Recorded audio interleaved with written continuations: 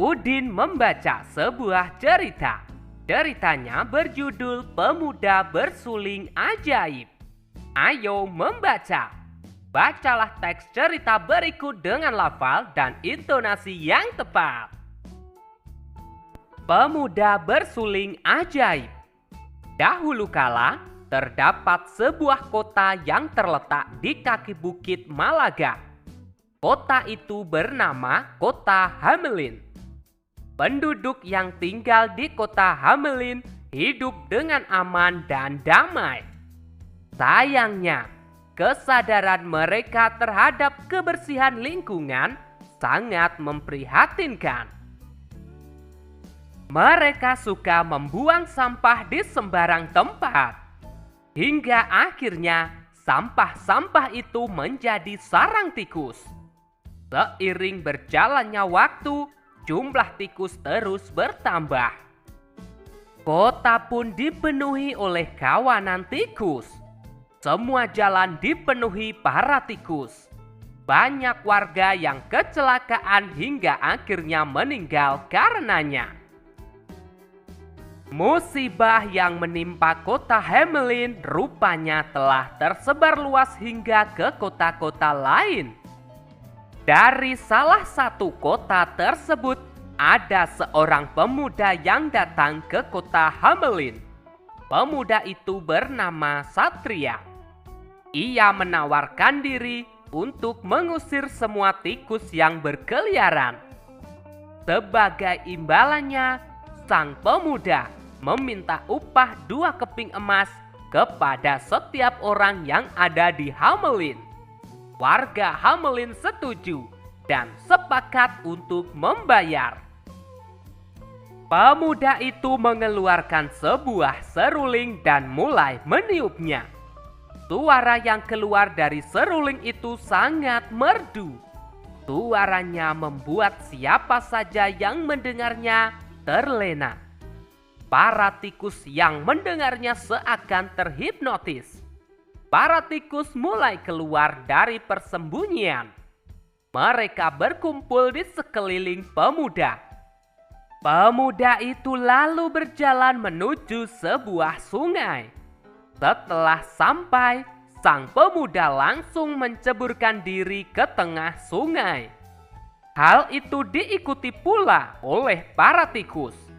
Ternyata para tikus tersebut tidak dapat berenang.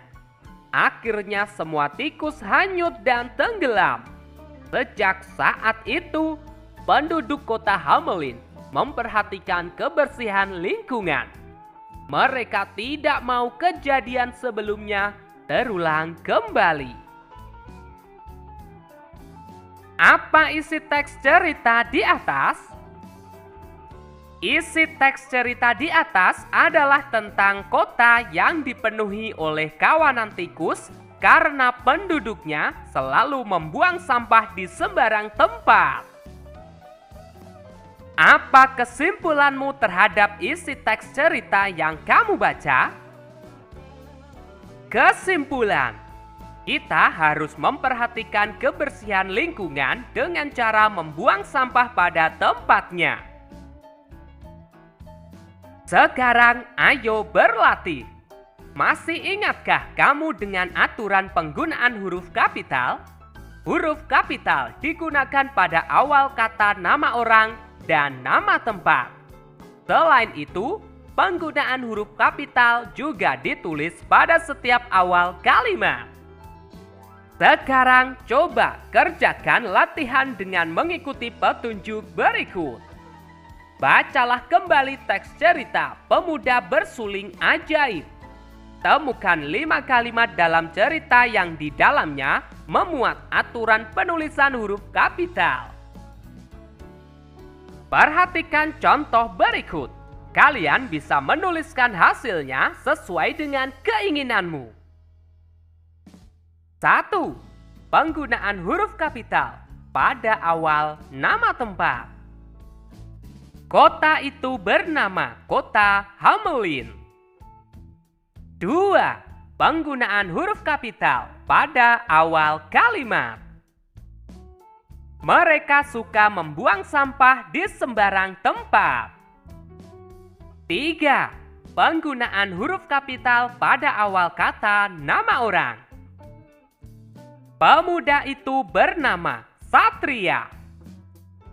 4. Penggunaan huruf kapital pada awal kalimat dan awal kata nama tempat. Warga Hamelin setuju dan sepakat untuk membayar. 5. Penggunaan huruf kapital pada awal kalimat. Hal itu diikuti pula oleh para tikus.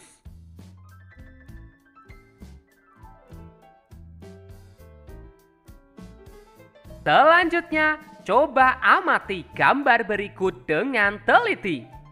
Manakah yang merupakan kegiatan menjaga kebersihan lingkungan sekitar? Beri tanda centang pada gambar yang sesuai. Gambar pertama. Apakah ini merupakan kegiatan menjaga kebersihan lingkungan sekitar? Bukan, ini kegiatan bermain ayunan. Gambar kedua.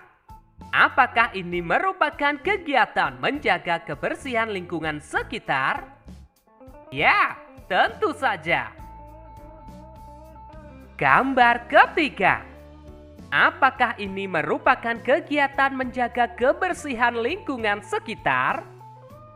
Ya, tentu saja. Gambar keempat. Apakah ini merupakan kegiatan menjaga kebersihan lingkungan sekitar?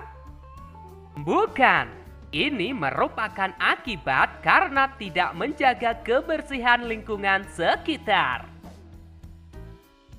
Selanjutnya, ayo mengamati. Amati kembali gambar berikut.